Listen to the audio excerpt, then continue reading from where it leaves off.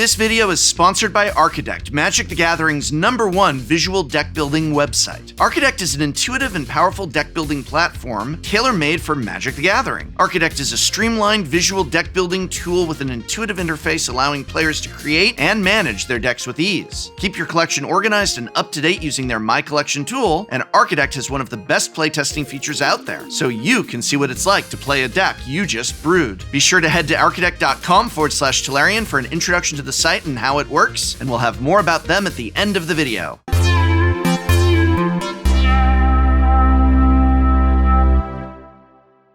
Many Magic the Gathering players ask the question, how do I build a commander deck around any one of the plethora of newly revealed legendary cards for the new Final Fantasy Magic set? That's a heck of a question, because there are a heck of a lot of new commander cards from Final Fantasy, including our own that we are about to spoil in just a moment. But how does one build a commander deck around a brand new legendary? Well, there is of course our own How to Build Your First Commander Deck video, which I highly recommend you watch, as well as our lengthy series of commander guides to everything for building for and upgrading from each different bracket, as well as just how to handle the mana bases you might require. Links in this video description. But what if you already know all of that? And what if you just see a new legendary card that you want to build a commander deck around? How do you begin? Let's explore that early process ourselves by revealing a brand new, never-before-seen legendary creature from Final Fantasy and just go through the process afterwards of how we'd identify which cards to include in a commander deck. I've even got an additional preview card that synergizes well with this brand new legendary to talk about in regards to potential synergies and inclusions, but first, who exactly is our legendary preview? Selesnya and/or Final Fantasy IX fans, get hyped, because our first preview card is Garnet, Princess of Alexandria. For the low price of 1 green and 1 white mana, Garnet is a 2/2 human noble with lifelink, and whenever she attacks, you may remove a lore counter from each of any number of sagas you control. You also get to put a +1/+1 counter on Garnet for each lore counter removed this way. This is extremely powerful because when regularly attacking and with the right sagas in play, Garnet can ensure that key chapters of your most powerful sagas can occur repeatedly, instead of only once. But there's a lot more to her than that once you see what else is coming in Final Fantasy. Presenting summons. Summons are actually saga creatures, which have powerful abilities and solid stats, but due to being a saga, are sacrificed once they reach their final chapter. So with summons, you get these really powerful creatures with really powerful abilities that only last for a short while and then go away. But with Garnet as your commander, they are never going to reach their final chapter, as she'll be trading those lore counters for her own power and toughness power-ups. So before we start looking at actual sagas to include or asking whether a Voltron build is indeed the right tact to take for Garnet, let's explore these new summon cards. Obviously, there's more cards being revealed every day, but here's a few we have our eyes on already for a Garnet build. Remember, this video isn't just about building a complete deck list, but rather how to first identify great includes in your early planning stages. The first of many new summon cards from Final Fantasy that leaps out to me is Ixion, a 3/3 saga unicorn creature, cool, whose second and third chapters put a +1/+1 counter on each of up to 2 target creatures you control, will also result in you gaining 2 life. But it's really that first chapter I have my eyes on. Using Garnet to perpetually keep Ixion in Chapter 1 allows us to keep exiling our opponent's creatures over and over and over again, for as long as Ixion stays on the battlefield. And Ixion will indeed stay on the battlefield with Garnet attacking, which means we get to keep our 3/3 first strike unicorn. Like I said, this is already making me lean towards some kind of a Voltron build on Garnet, because not only do we want her attacking, but each time she removes a lore counter, she gets a +1/+1 counter. And our second preview card pairs rather nicely with her.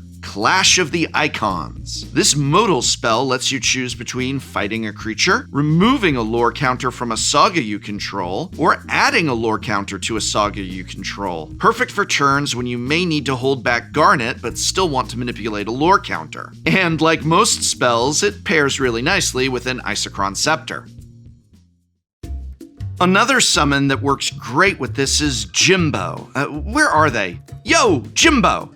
There we go. Yo Jimbo may look longer than the VCR instructions your parents used to complain about having to read, but if you study the chapters carefully, you'll see we get a similar option to Ixion, where we can simply keep exiling our opponent's permanents or let Jimbo here progress a few chapters and instead tax them for trying to attack us. Who said Selesnians don't resort to propaganda? And there's going to be a huge host of summon cards to choose from, so you can customize your commander deck to many different strategies and styles.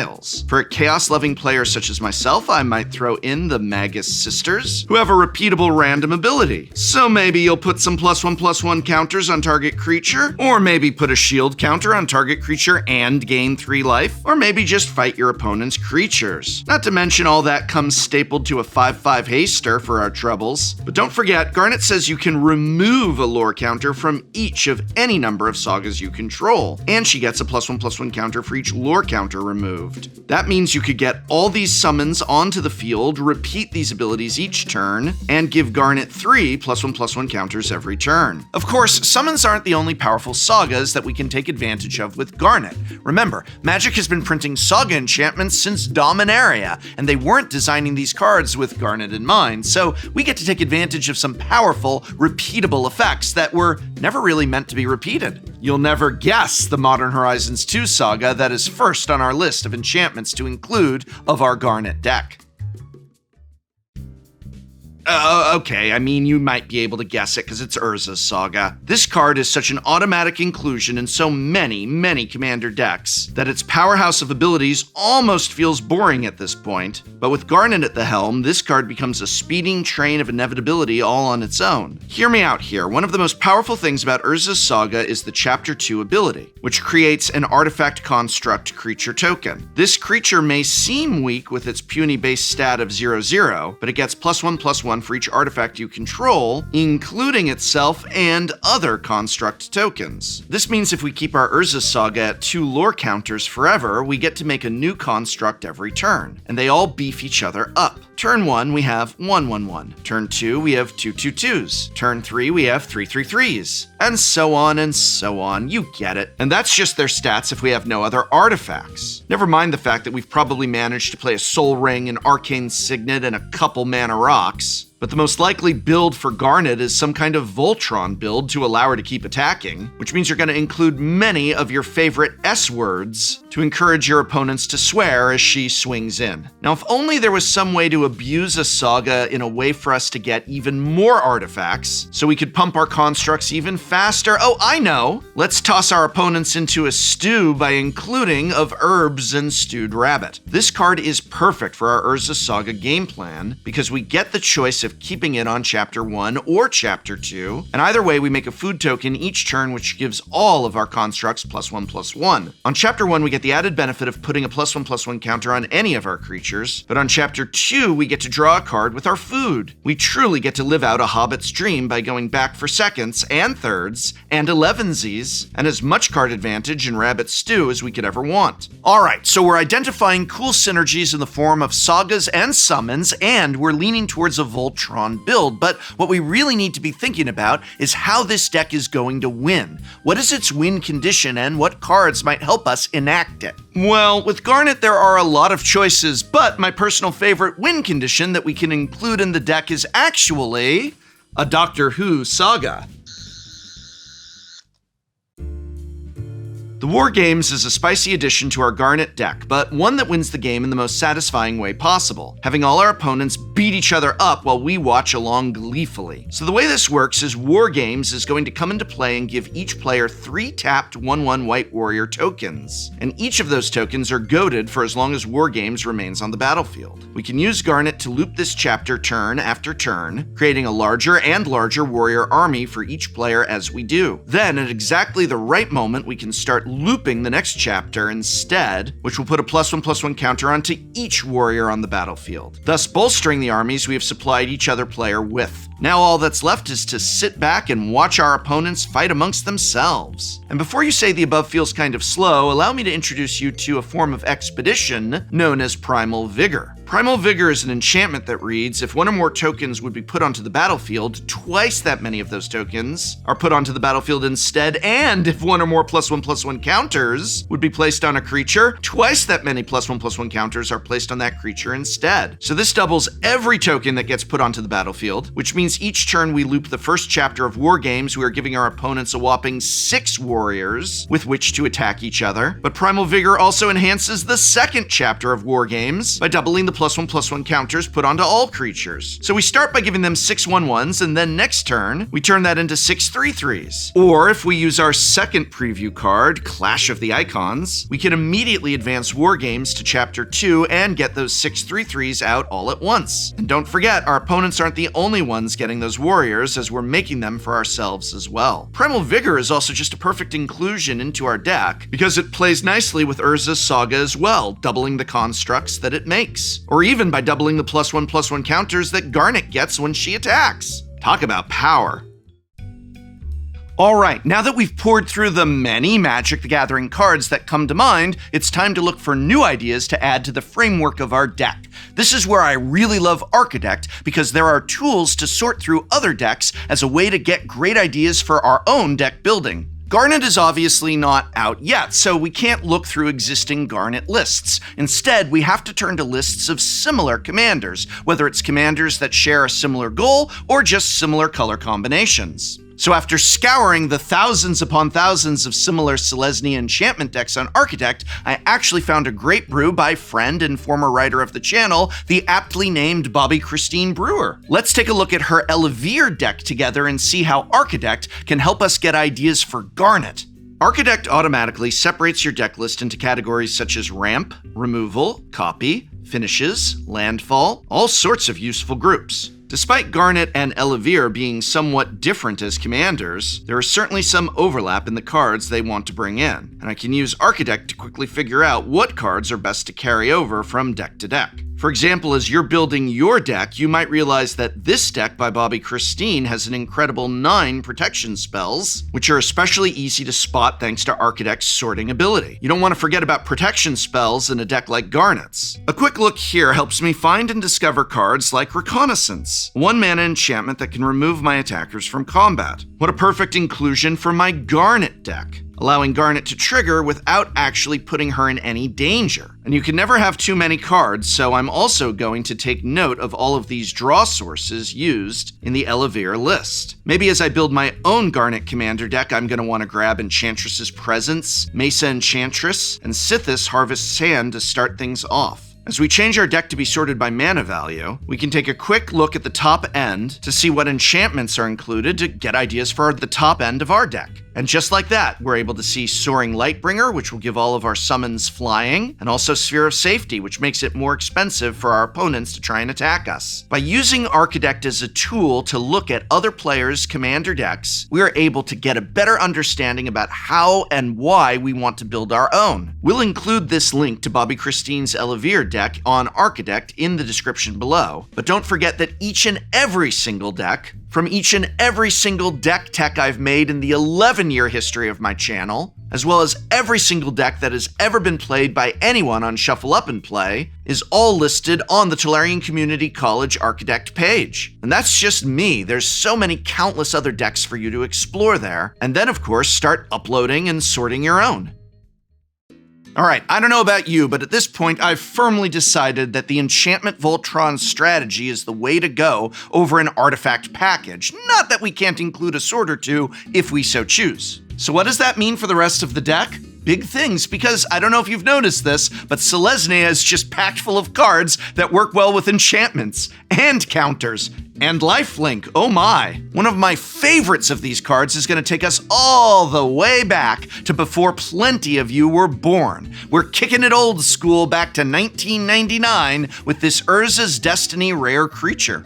Academy Rector is a 4-mana 1/2, which is pretty bad stats for the price, but it more than makes up for it by letting us put any enchantment from our library into play after it dies. This is an extremely powerful effect because not only are we getting to tutor out any of our sagas or other powerful enchantments, we are tutoring them onto the battlefield directly. Take that, demonic tutor. Putting cards into your hand is for the birds. In fact, there is another creature we can use that will accomplish this, although it's not quite as easy to pull off as Academy Rector. And that card is Lost Oromancers. The card enters with 3 time counters, loses 1 on your upkeep, and dies when it loses its last time counter. If it dies with no time counters on it, you get to tutor for an enchantment and put it onto the battlefield. So in many ways, this is like an Academy Rector that you have to work a little harder for. Once we have the enchantments we want out onto the battlefield, we are going to want even more of them, right? The more the merrier. That's where cards like Yenna, Red Tooth Regent, Calyx, Guided by Fate, and Ondu Spirit Dancer come into play. All of these creatures have abilities which can create token copies of our enchantments. That's right, token copies. You know what that means? That's right, the primal vigor we talked about earlier is made even stronger by having these cards in our deck. Now with all of these tokens and copies of tokens getting generated, we're going to want to use them ASAP, and that's where Concordant Crossroads comes into play. Green doesn't usually have access to a ton of haste enablers, so having this card to make all of our summons, constructs, and other creatures able to attack immediately is a really nice boon to the deck. And of course, going full circle, the fact that Garnet's ability triggers when she attacks plays nicely with our commander as well.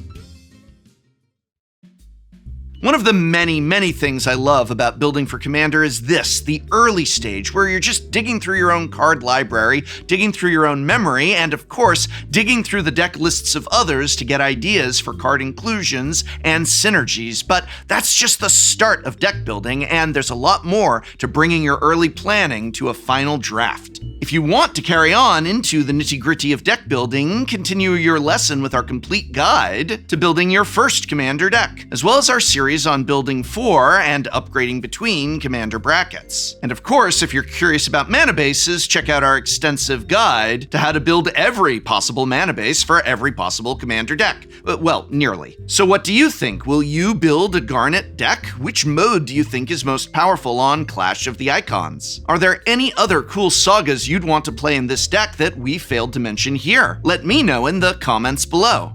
And remember, Archidekt is the best website on the internet for keeping up to date with your Magic the Gathering collection, from your own cards and decks to those of your entire playgroup. It's an intuitive and powerful deck building platform that combines the utility of digital record keeping with the visual appeal of physical Magic the Gathering. It's easy to sort the decks you build on Archidekt by mana value, card type, category, and so many other factors. As you're tuning your deck, you can use Archidekt's advanced analytics tools to help you decide what cards to keep, what to cut, and what cards you're still testing out. And speaking of testing, Archidekt lets you playtest your deck lists, as well as the deck lists of others. What a great feature for these early stages of planning. Archidekt is a phenomenal service, not just for many Magic the Gathering players, but for any Magic the Gathering player. Whether you just want a simple catalog of all your Magic the Gathering decks, or you want a more in-depth and powerful deck building experience, just go to archidekt.com/Tolarian to create your Archidekt account today, and thank you, Archidekt, for sponsoring this video. Not to mention, thank you to Wizards of the Coast for allowing us to preview these Magic the Gathering cards.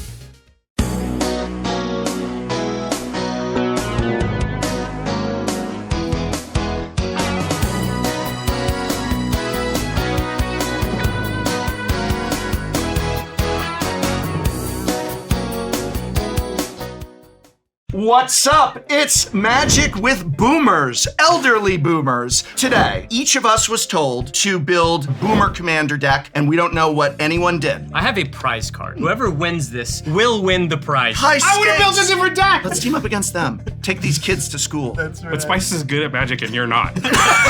Flame Tongue Kavu. Oh, good old fashioned. There we go. Illusory terrain. I'm playing Omnath, and I only have access to blue mana. Commander is supposed to be about having fun with your friends. I'm having fun! Are you not having fun? It's like a 7-tiered nacho dip. That's how I build my decks. Maybe don't be so antagonistic all the time. I feel like I'm too young for this pod. Gosh. I don't get these.